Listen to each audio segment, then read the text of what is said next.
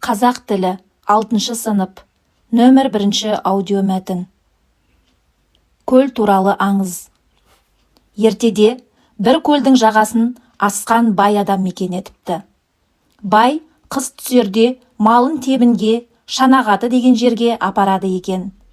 Шанағаты 50 градустық аяз болса да, жауған қары қыс мезгілінде малға өріс беретін құйқалы жер.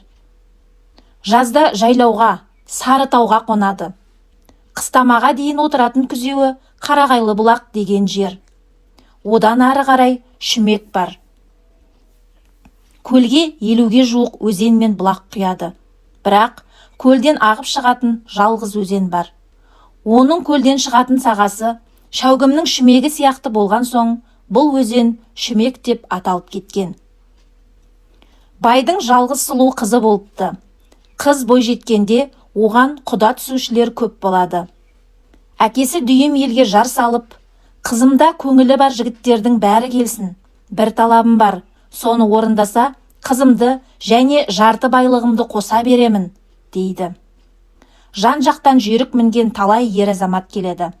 Оларға бай, марқаның еті піскенге дейін көлді айнала шапқан бәйгеден кімнің аты озып келсе, соған қызымды беремін, деген талабын айтады.